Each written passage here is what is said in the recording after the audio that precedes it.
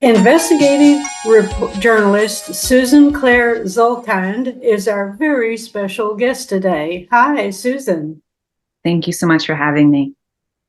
Susan, you spent 10 years trying to connect a triple murder in Waltham, Massachusetts with the Boston Marathon bombings. You write a shocking story in your book, The Waltham Murders. Let's start by giving us a little bit of background about the two cases. Well, the Boston Marathon bombing happened on April 15th, 2013. Most people are familiar with the horrific story of what happened that day. Tamerlan and his younger brother, Jahar Tsarnaev, set off 2 pressure cooker bombs at the Boston Marathon finish line. They killed a child, 2 other people, mutilated and maimed hundreds of others. Later, 2 members of law enforcement died. There was a hijacking, a shootout with police. This was a horrific attack that wrought horror all across the world. The bombs were set off with video cameras rolling, and it inspired a new era of domestic terrorism. Now, let's go back 18 months before the bombing. There was another murder. This murder took place on September 11th, 2011, the 10th anniversary on 9/11. 3 men, including one friend of Tamerlan Tsarnaev's, who was a local boxer, were brutally murdered. Their throats were slit. There was marijuana dumped on 2 of the bodies, $5,000 cash left at the scene of the crime. This was a very unusual murder. And after the bombing, there are questions. Could Tamerlan Tsarnaev, who just set off a pair of pressure cooker bombs, could he have murdered his friend and sparring partner 18 months prior on September 11th, 2011? And one of those people who was murdered was your friend, right? Yeah, that's exactly right. One of the victims had been friends of Tamerlan Tsarnaev, and another one of the victims had been a friend of mine, Eric Wiseman. The third victim was Raphael Tekin. Now, I was a journalist, a young journalist. I just graduated college. I had my first job in a newsroom, and I was eager to be a courts and crime reporter. I started looking into this case because it was unlike any homicide I'd ever heard of. And then I discovered that one of the victims was Eric Wiseman, a kind gentleman who I knew in my teens and early 20s. What prompted you to think that the two cases might be related? Well, I wasn't sure at first. Initially after the bombing, I left the newsroom after my friend was killed. I wasn't sure if I could pursue a career in investigating crime after that. But after the bombing, I had questions about how thoroughly law enforcement had investigated this case before the bombing. But I figured now this case is linked to a national terrorism attack. It's a federal concern. Unfortunately, what happened after that, 1 month after the bombing, law enforcement was questioning a man, another MMA fighter named Ibrahim Tadashev. Tamerlan Tsarnaev, Ibrahim Tadashev, and Brendan Mess all worked out at the same gym. Law enforcement questioned this MMA fighter with a hair-trigger temper and a history of violence in his own home, questioned him for 3.5 hours, confronted him with evidence, and then apparently Ibrahim Tadashev snapped.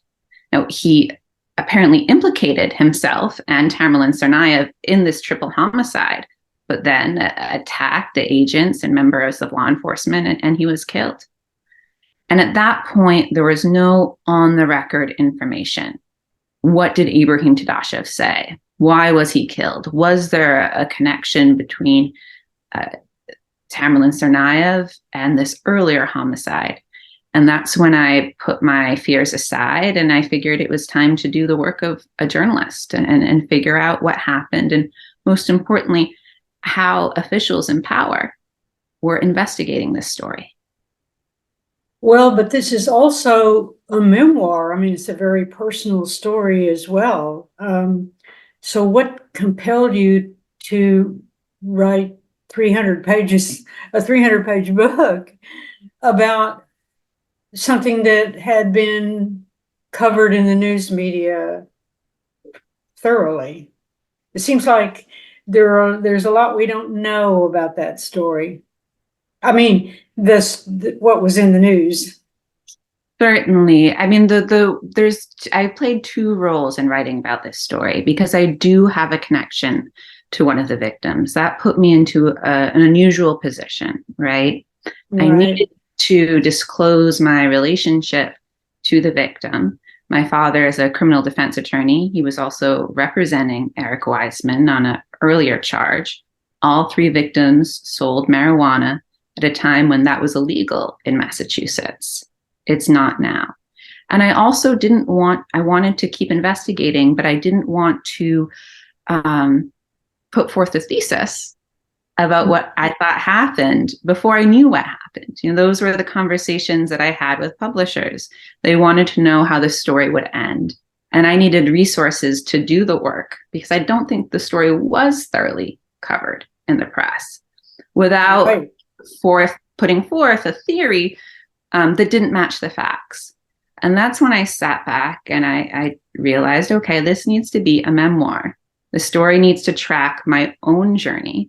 And that way, if it ends with me banging my head against the wall, so be it. At least the facts will be accurate.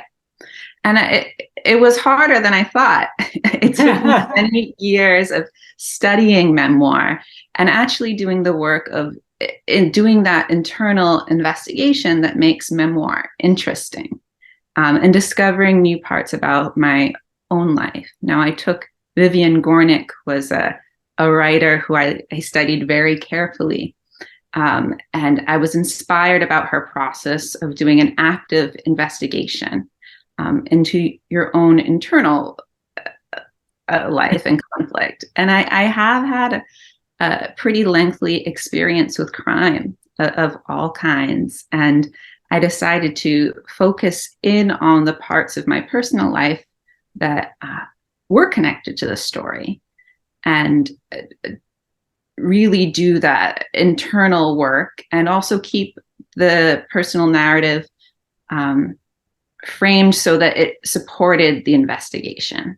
So I'm intrigued by the fact that you do detailed portraits of not only the two brothers, but also of their parents. What did you discover about, for example, the father?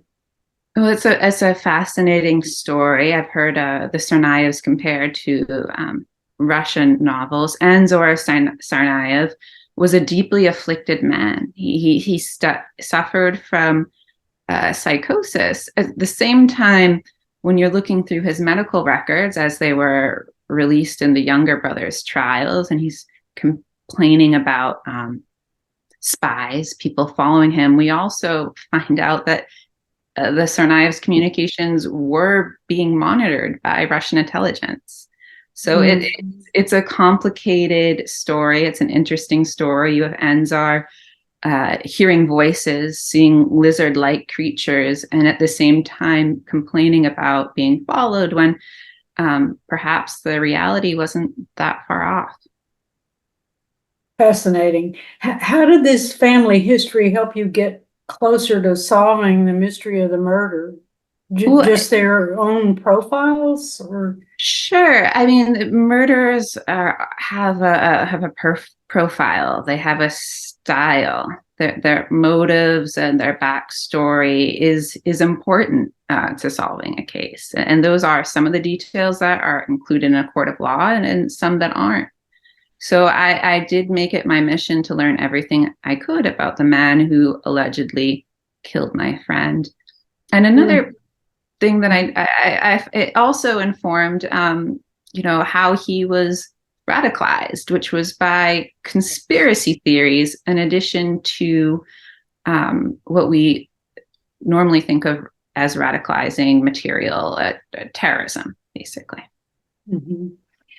What do you wish police would have done differently? Or what do you think some of the sloppy things law enforcement officials did in investigating immediately after the bombings? Well, there are all sorts of questions. Law enforcement was provided Tamerlan Tsarnaev's name before the bombings, and they didn't question him. I think what's most concerning now is the lack of oversight. The same office has been in charge of the homicide investigation from day one. It was the same office that was calling the shots when Ibrahim Dadashev was killed. And they have yet to confirm nor deny Tamerlan Tsarnaev's role in this earlier crime. They have yet to take any form of accountability for letting the Boston Marathon bomber slip through their fingers. I think we can all agree that their investigation could have gone better. You know, they did not arrest Tamerlan Tsarnaev. They had a man who they're questioning who was killed. And there has been no form of accountability or review or really curiosity about what perhaps we could do better next time. And the case of the triple murder is still very much open, right? It's officially unsolved. You know, the Middlesex District Attorney will neither confirm nor deny Tamerlan Tsarnaev or Ibrahim Dadashev's involvement, despite the ample available evidence of their guilt. Wow. Now, Tamerlan was killed in a shootout immediately after the bombings. What happened to his younger brother? Where is he today? Well, that's another part of the story. His younger brother, under the Obama presidency, they sought the death penalty. And he was tried in court, a long, painful trial, and a jury sentenced him to death. Now, I wrote about this in my book. What's really painful about the death penalty, which I don't think people talk about enough, is that, you know, for those that might benefit for sending someone to death, you know, feeling that finality, I think is what victims and family members are seeking. And I wrote about going through this once before with another family friend whose killer was sentenced to death. It takes a very long time. You know, I think people seek the death penalty wanting immediate closure, but the process actually allows the perpetrator more opportunities to speak, more opportunities to stand before the court, and the process generally takes more than a decade with appeals. It's painful. It's still going on now. But he is on death row, correct? He's on death row. No matter what happens, he's going to be locked up for the rest of his life. The question is whether or not he'll get the death penalty. And an appellate court in Boston has twice raised questions about the judge's discretion in this trial. His two jurors apparently lied about their social media posts, and the judge did not look into that before seating them. The judge also blocked all evidence of the Waltham triple homicide from the case, but he failed to review all of that evidence before making the decision.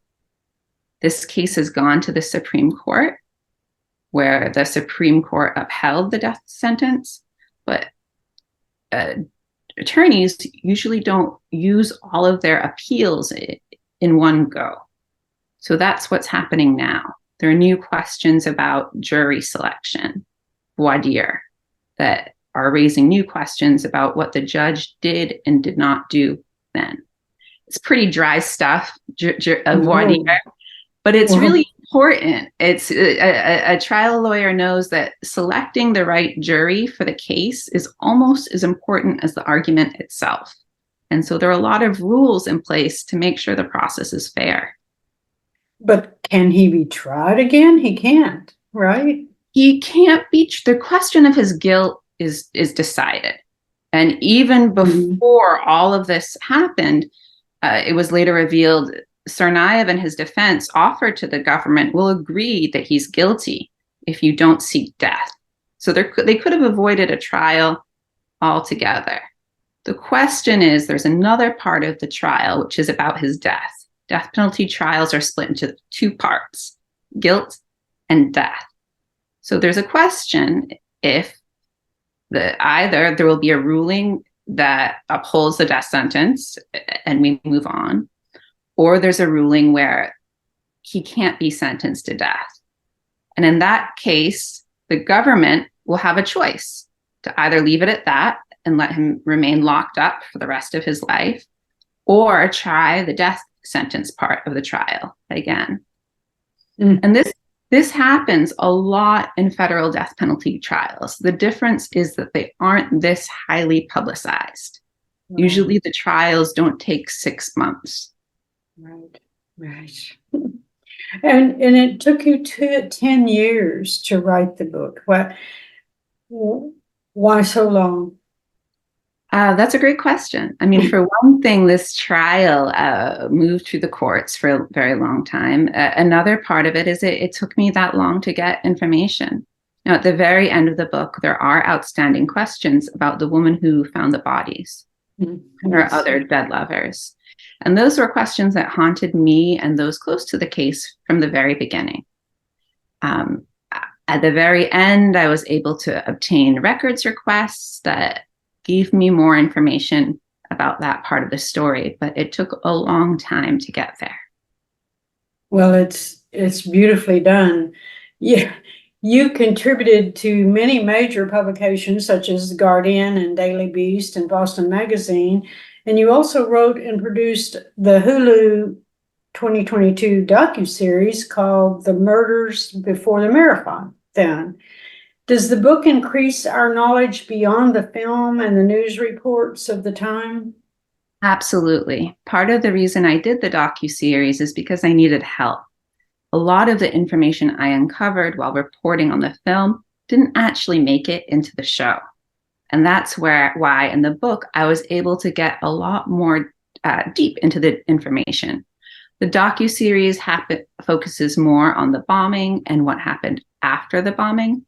The book focuses more on what led up to the bombing, the woman who found the bodies and her other dead lovers, and also the overlap between the criminal milieu of members of law enforcement and the victims, which may be one reason why the case wasn't thoroughly investigated in the months leading up to the bombing. But there could be another reason. The DA just isn't providing one.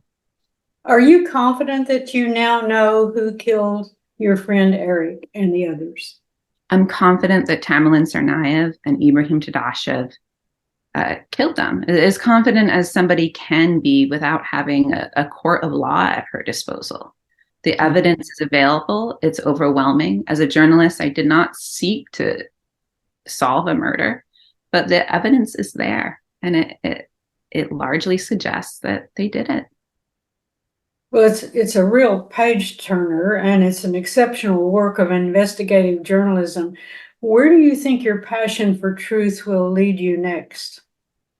I think I'm keep going. I'm passionate about accountability in a way that's respectful and fair. And I think that there's a real need for journalists and others to hold those in power to account in their role of public office respectfully. What do you think? How do you think journalism or investigative journalism has changed in this digital world? What do you think is going to happen to investigative journalists? I'm not sure. I think there always will be a need for this work, but there are fewer and fewer journalists. We don't have as many people who are doing the work of confronting public officials. I'm critical of the press in this book, but I think the real problem is that there aren't more of us doing of uncovering the truth and informing citizens so they know how to be engaged in their civic society. Was it difficult for you to find a publisher? Amazon is your publisher. Was it difficult to find an agent and a publisher? Of course. I mean, I initially have a great agent who reached out to me early in my reporting phase. I initially reported for Boston Magazine and This American Life, and I was matched with a fabulous agent, Bridget. Who is that? Bridget Matzi. Yeah, Bridget Wagner Matzi. She's fantastic. But I was young in my career. I was a journalist. I wasn't a writer. I think that's the real gift of this story, is that it taught me to write and to hone my craft of storytelling, which is a part of who I am today. And so it took a lot of work to shape the story. Like I said, initially, it wasn't a memoir. And I realized after first getting a lot of rejections that I need to work on that and find a narrative that was engaging to readers and at the same time what allowed me to hold the highest standards of journalistic ethics. And there was a lot there. You know, my friend was killed. I had another friend who was killed before that, and I had a unique purview into the criminal underworld throughout my childhood, being the daughter of a criminal defense attorney. It was a great gift to have a father who, well, I sold the book as a neo-noir Nancy Drew. It kind of fit, you know, a daughter with a lawyer father, you know, searching for crimes and mysteries in her idyllic suburban hometown. So that kind of fit. And it also, you know, I have a great relationship with my family that we're able to talk about this case. Although it's very dark, I was able to write about that as well, and find an authentic personal storyline that I hope is engaging to readers. Well, it certainly is engaging. It's a real page turner, and I recommend the Waltham Murders. Thank you very much for talking with us, Susan Clare Zalkind. Thank you so much for having me.